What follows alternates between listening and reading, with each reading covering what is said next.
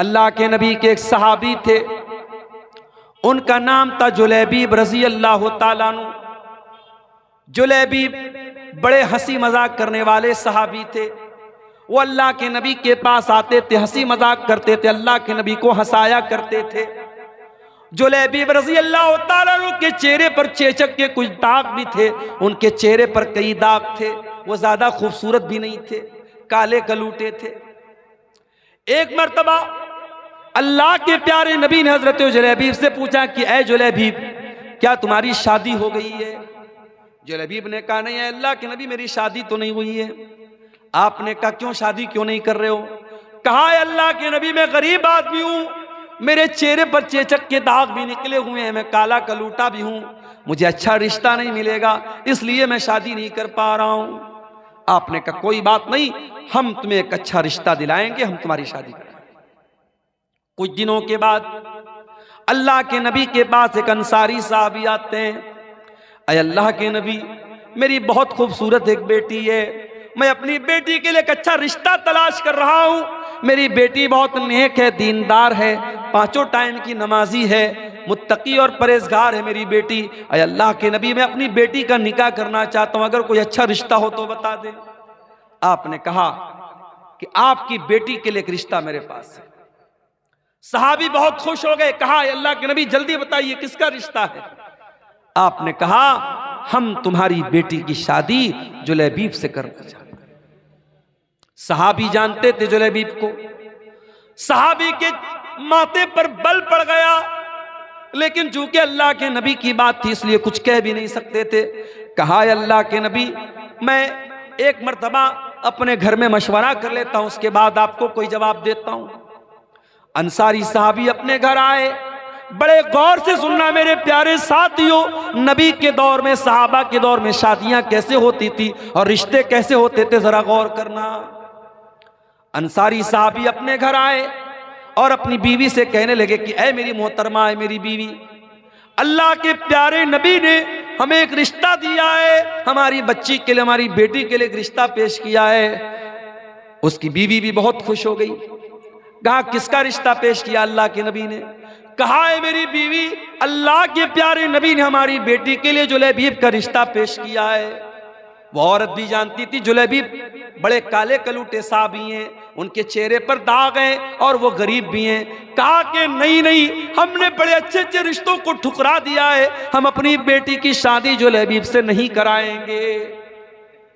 फैसला कर लिया माँ ने और बाप ने कि नहीं, हम ये रिश्ता कबूल नहीं करेंगे। हम लोग अल्लाह के नबी को जवाब दे देंगे कि अल्लाह के नबी, हमें ये रिश्ता मंजूर नहीं है। बाप जब जाने लगा घर से, अंदर से लड़की आई, ऐ मेरी अम्मी जान, ऐ मेरे अब्बू जान, एक मिनट मेरी बात सुन लीजिए। आप लोग ये रिश्ता पसंद नहीं कर रहे हैं, लेकिन आप ये भूल रहे हैं ये रिश्ता नबी ने पेश किया है, ये रिश्ता हमारे पास लाने वाले अल्लाह के नबी हैं। हो सकता है ये नबी का रिश्ता है, नबी ने पेश किया है, हो सकता है कि इसी रिश्ते में अल्लाह ताला ने मेरे लिए बरकत रखी हो। ऐ मेरे अब्बू जान, आप मेरी शादी उसी से करा दीजिए जिसके साथ अल्लाह के नबी ने रिश्ता पेश किया है, मैं तैयार हूं। अल्लाह अकबर। उस दौर की औरतें भी कैसी होती थी।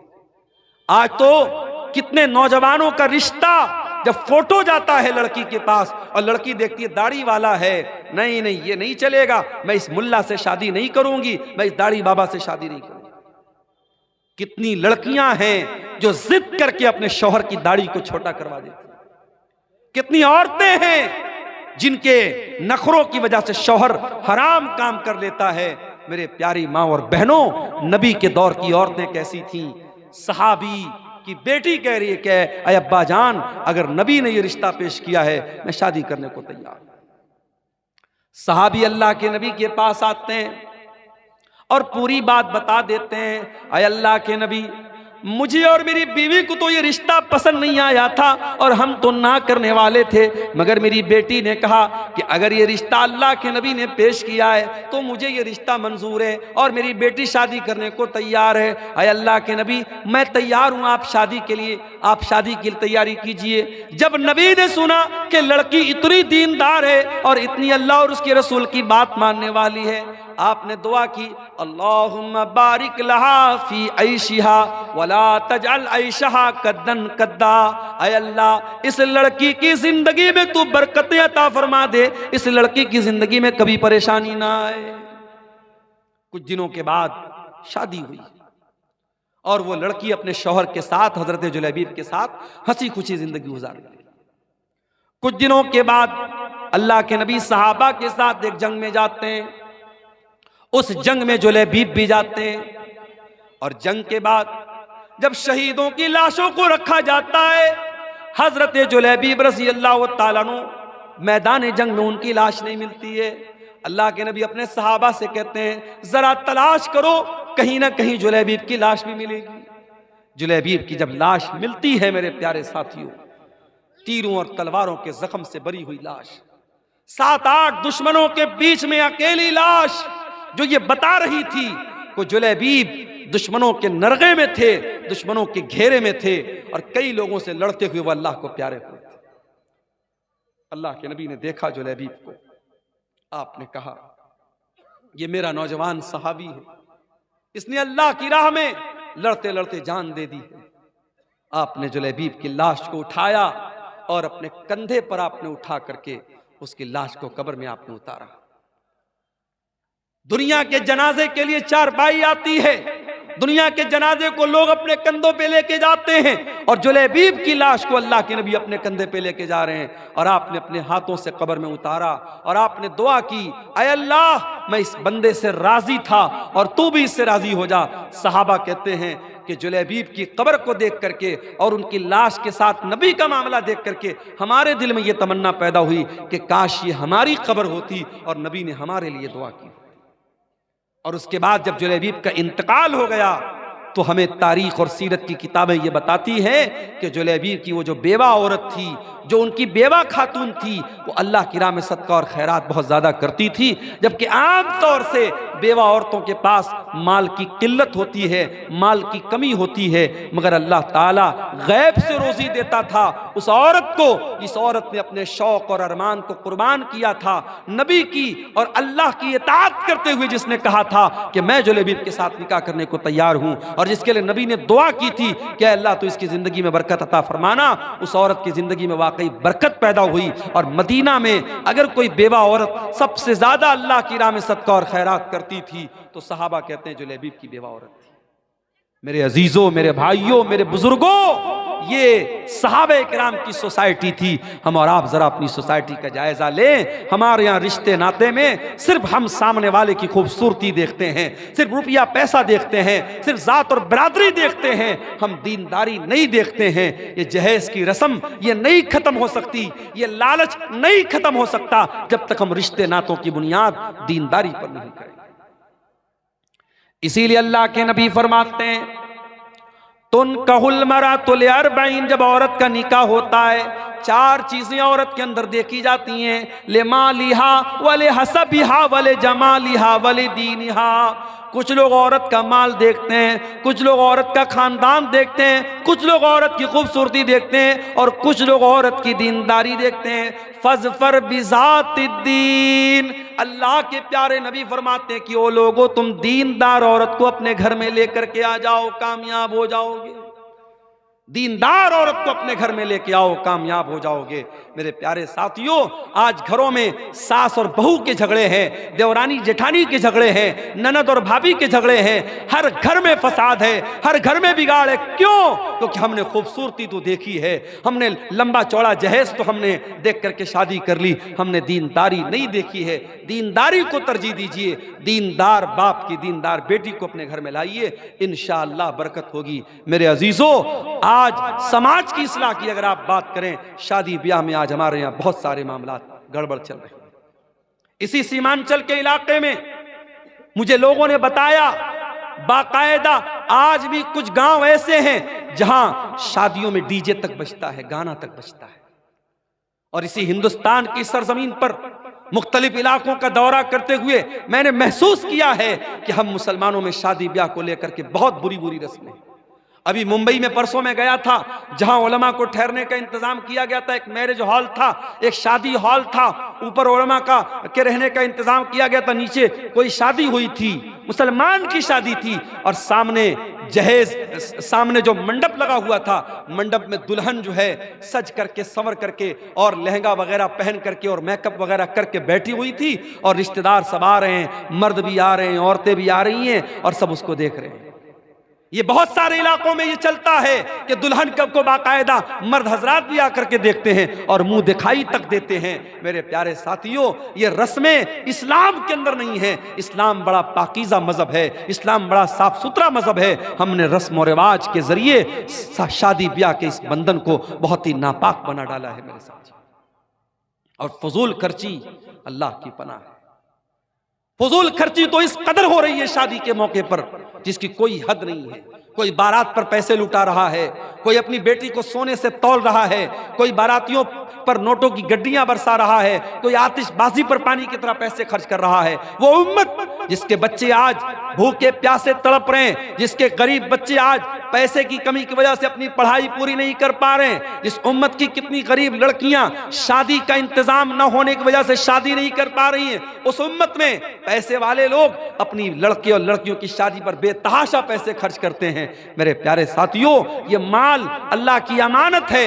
अल्लाह पूछेगा, ये माल हमने तुमको दिया था, मैंने तुमको इसलिए दिया था ताकि तुम सही रास्ते पर खर्च करो, तुमने माल को फजूल खर्ची में और नाजायज जगहों पर क्यों खर्च किया? मेरे प्यारे साथियों, हमें इसका जवाब देना पड़ेगा। और आगे बढ़िए, समाज की अगर इस्लाह करना है, समाज को अगर सुधारना है, अपने अकीदे की इस्लाह करना भी बहुत जरूरी है। मेरे प्यारे साथियों, जिस समाज के अंदर अकीदा दुरुस्त नहीं होगा, तौहीद दुरुस्त नहीं होगी, जिस समाज के अंदर कब्रों पर सजदा किया जाएगा, जिस समाज में तावीज़ और गंडा पहना जाएगा, जिस समाज में बिल्ली के आगे से गुजरने पर बाइक को और गाड़ी को ब्रेक लगा दिया जाएगा, जिस समाज में तौहीद का कोई नामो निशान न होगा, मेरे प्यारे साथियों, वो समाज कभी नहीं सुधर सकता है। हम और आप मुसलमान हैं, और मुसलमान का मतलब ये होता है वो ला इलाहा इल्लल्लाह और मुहम्मद रसूलुल्लाह का कलमा पढ़ने वाला होता है। हमारे दीन की बुनियाद तौहीद पर है। जब तक हमारी तौहीद सही नहीं होगी, हमारा कोई भी अमल अल्लाह ताला क्या कबूल नहीं होगा। तौहीद जब तक दुरुस्त नहीं है, अल्लाह क्या कोई नेकी हमारी कबूल नहीं होगी। अल्लाह के नबी के आने के पहले मक्का में एक आदमी रहता था जिसका नाम अब्दुल्ला बिन जुदान था। बहुत नेक इंसान था, गरीबों को खाना खिलाया करता था, हाजियों की खिदमत किया करता था, हाजियों को पानी पिलाया करता था। अब्दुल्ला बिन जुदान मर गया। हजरत आयशा ने अल्लाह के नबी से पूछा, आए अल्लाह के नबी, अब्दुल्ला बिन जुदान तो बड़ा नेक इंसान था, इतनी गरीबों की मदद किया करता था, दान पुण्य का काम किया करता था, खैरात किया करता था। आए अल्लाह के नबी, क्या अब्दुल्ला बिन जुदान को उसकी नेकी क़यामत के दिन काम देगी? क्या वो अल्लाह ताला के जन्नत में दाखिल हो जाएगा? क्या वो जहन्नम के अजाब से बच जाएगा? अल्लाह के नबी ने फरमाया कि नहीं, ऐ आयशा, अब्दुल्ला बिन जुदान की नेकी उसके कोई काम नहीं आएगी। आए आयशा, अब्दुल्ला बिन जुदान ने कभी ये नहीं कहा था रब्बी ग़फ़िरली ख़तीअती यौमद्दीन, ऐ मेरे परवरदिगार तू मुझे क़यामत के दिन अपने अज़ाब से बचा लेना। ना वो क़यामत के दिन को मानता था, ना अल्लाह ताला की तौहीद को मानता था। मेरे प्यारे साथियों, जब तक तौहीद हमारे अंदर नहीं होगी, जब तक ईमान हमारा ठीक नहीं होगा, तब तक अल्लाह ताला की हमारी कोई भी नेकी कबूल नहीं होगी। अभी मोबाइल पर फेसबुक ऐसे ही खोला मैंने, एक मौलवी चिल्ला चिल्ला के तकरीर कर रहा था कि खाने काबा गौसे आजम के घर का तवाफ लगाता है। गौसे आजम किसको बोलते हैं? हजरत शेख अब्दुल कादिर जिलानी रहमतुल्लाह अलैह को गौसे आजम बोलते हैं। गौस माने मददगार, आजम माने सबसे बड़ा। गौसे आजम माने सबसे बड़ा मददगार। यानी आज मुसलमान अल्लाह को नहीं, किसी वली को और किसी नेक बंदे को कह रहा है कि वो गौसे आजम है। और मुसलमान का ये अकीदा है कि अल्लाह का घर खाने काबा, जिसका सारी दुनिया के मुसलमान जाकर के तवाफ करते हैं, खाने काबा शेख अब्दुल कादिर जिलानी के घर का तवाफ करता है। मेरे प्यारे साथियों, ये अकीदा मुसलमान रख रहा है और मुसलमान का मौलवी बयान कर रहा है। और यही वो अकीदा था जिसके बारे में मौलाना अल्ताफ हुसैन हाली ने कहा था कि करे गैर गर्बुत की पूजा तो काफिर, कवाकिब में माने करिश्मा तो काफिर, जो के आग पर बैर सजदा तो काफिर, जो ठहराए बेटा खुदा का तो काफिर। मगर मोमिनों पर कुशादा है राहें, परस्तिश करें शौक से जिसकी चाहें, नबी को जो चाहें खुदा कर दिखाएं, इमामों का रुतबा नबी से बढ़ाएं, मज़ारों पे जा जा के नजरें चढ़ाएं, शहीदों से जा जा के मांगे दुआएं, न तौहीद में कुछ कमी इससे आए, न इस्लाम बिगड़े न ईमान जाए। इस्लाम का कानून तो इतना सख्त है, अगर मरने वाले का कोई बच्चा उसकी बीवी के पेट में पल रहा है, मरने वाले का जब इंतकाल हुआ, एक लड़का 60 साल का था, उसका एक लड़का 40 साल का था, उसका एक लड़का 30 साल का था, उसका एक लड़का भी उसकी बीवी के पेट में है। मैं मिसाल दे रहा हूं एक, शरीयत क्या कहती है, बाप मर गया, उसका अगर कोई बेटा 60 साल का भी है, कोई 40 साल का भी है, कोई 30 साल का भी है, कोई उसकी बीवी के पेट में अभी पल रहा है, जब वो बच्चा पैदा होगा तो जितना हिस्सा 60 साल वाले को मिलेगा, जितना हिस्सा 30 साल वाले को मिलेगा, जितना हिस्सा 20 साल वाले को मिलेगा, उतना ही हिस्सा, उतना ही हक उस बीवी के पेट से पैदा होने वाले बच्चे को भी मिलेगा। यह है अल्लाह का बनाया हुआ, ये अल्लाह का बनाया हुआ निजाम है। ताकत के बल पे और अपने जिस्मानी ताकत के बल पर कोई अपने बाप की वरासत नहीं पाता है, बल्कि रिश्ते की बुनियाद पर जो मरने वाले से जितना करीब है और जिसका जैसा रिश्ता है उस हिसाब से उसका हिस्सा बनता है। और आगे बढ़िए, इसी समाज में हम देखते हैं, लड़की पैदा हुई, बाप की पेशानी पर बल पड़ गए, ये लड़की कहां से आ गई। हालात ये हैं, गवर्नमेंट की स्कीमें आती हैं, अभी प्राइम मिनिस्टर साहब की एक स्कीम चल रही है, सुकन्या समृद्धि योजना, लड़कियों के नाम पर पैसा इकट्ठा करो, जब वो 20 साल की हो जाएं, शादी के काबिल हो जाएं, तो आपके पास अच्छा खासा पैसा हो जाए। यानी कहीं ना कहीं समाज में ये सोच मौजूद है कि लड़की आई है तो एक बोझ बन के आई, बेटी पैदा हुई तो माँ बाप के माथे पर बल पड़ गए, ये मुसीबत कहां से आ गई। कल जब ये लड़की जवान होगी, हमें इसकी शादी करना पड़ेगा, इसके जहेज का इंतजाम करना पड़ेगा। इस जहेज की रस्म ने कितनी बच्चियों की मेरे प्यारे साथियों जान ले ली। गरीब बाप अपनी बेटी के जहेज का इंतजाम नहीं कर पा रहा है, बाप चिंता में जिंदगी गुजार रहा है, बेटी चिंता कर रही है कि मेरा बाप कब मेरी शादी करेगा। बेटे तो कभी कभी खुल के बोल देते हैं बाप से, मेरी शादी कराइए। बेटा कुछ करे या ना करे, कमाए या ना कमाए, शादी के काबिल हो गया तो बाप को जाके सुना देगा, मेरी शादी क्यों नहीं करा रहे। बेटी तो नहीं सुनाती ना, बेटी तो शर्माती है। बेटी 25 साल की हो गई, 30 साल की हो गई, 35 साल की हो गई, अब तो रिश्ते नाते आने भी बंद हो गए। मेरे प्यारे साथियों, इस जहेज की रस्म की वजह से कितनी लड़कियों की जवानी बर्बाद हो गई, उनको रिश्ते नहीं मिल रहे हैं। और एक बात बोलूं आपसे, अगर आप जहेज को रोकना चाहते हैं तो आप सिर्फ लड़की वालों को, ये लड़के वालों से के कहने से ये काम नहीं चलेगा कि आप जहेज मत लीजिए। लड़की वालों की भी जिम्मेदारी है कि वो दीनदारी देख करके शादी करें। अगर लड़के वाले लालच कर रहे हैं कि हम ऐसी लड़की क्या शादी करें जहां से जहेज ज्यादा मिलेगा, तो माफ करना, लड़की वाले भी लालची होते हैं और वो तलाश करते हैं ऐसा रिश्ता जहां दामाद बहुत पैसे वाला या सरकारी नौकरी वाला या बहुत बड़ा बिजनेसमैन मिल जाए। अगर कोई मिडिल क्लास का लड़का है, कोई मामूली कमाने वाला लड़का है, उस लड़के के साथ कोई जल्दी अपना रिश्ता करना नहीं चाहता है। ताली दोनों हाथ से बजती है मेरे प्यारे साथियों। जहेज की इस गंदी रस्म के लिए सिर्फ लड़के वाले दोषी नहीं हैं, लड़की वाले भी दोषी हैं। अगर लड़के वाले मोटी मोटी रकम, जहेज के नाम पर मोटी रकम तलाश कर रहे हैं, तो लड़की वाले भी उसी हिसाब से दामाद तलाश कर रहे हैं। अल्लाह के प्यारे नबी ने क्या फरमाया, इज़ा खतब इलैकुम मिम्मन तर्ज़ौन दीनहु व खुल्क़हु, जब तुम्हारी लड़कियों के लिए ऐसा रिश्ता आ जाए, लड़का दीनदार है, लड़का बाखलाक है, फज़व्विजूहु, तो तुम अपनी लड़की की शादी उससे कर दो। देखो अल्लाह के नबी ने 4 बेटियों की शादी की। मालूम है आपको, नबी की 4 बेटियां थी। सबसे बड़ी बेटी का नाम क्या था, कोई बता सकता है? इधर से कोई बताए नबी की बड़ी बेटी का नाम। बोलो भाई, सो गए क्या? मालूम है नबी की बड़ी बेटी का नाम? ज़ैनब। नबी की बड़ी बेटी का नाम ज़ैनब। और दामाद का नाम, ज़ैनब के शौहर का नाम बोलो, नहीं मालूम? क्या तकरीर सुनते हैं आप लोग? तकरीर सुन सुन के बूढ़े हो गए और आज तक नबी की बेटियों का नाम नहीं मालूम, नबी के दामादों का नाम नहीं मालूम।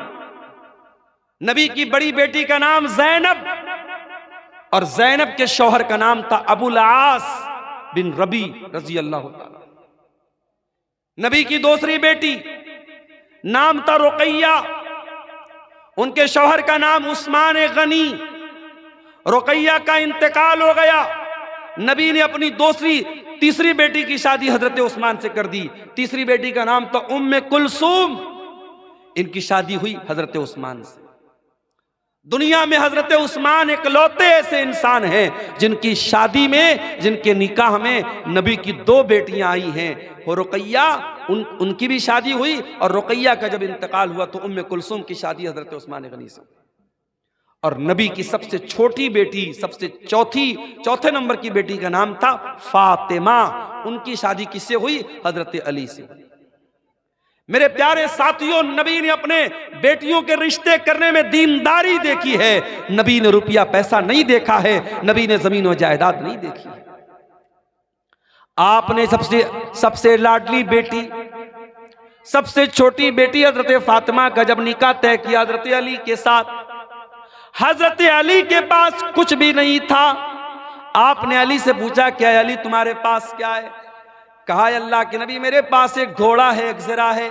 आपने कहा कि घोड़ा अपने पास रखो, ज़रा बेच दो। ज़रा बोलते थे लोहे की एक ड्रेस होती थी जो जंग के मैदान में लोग पहनते थे।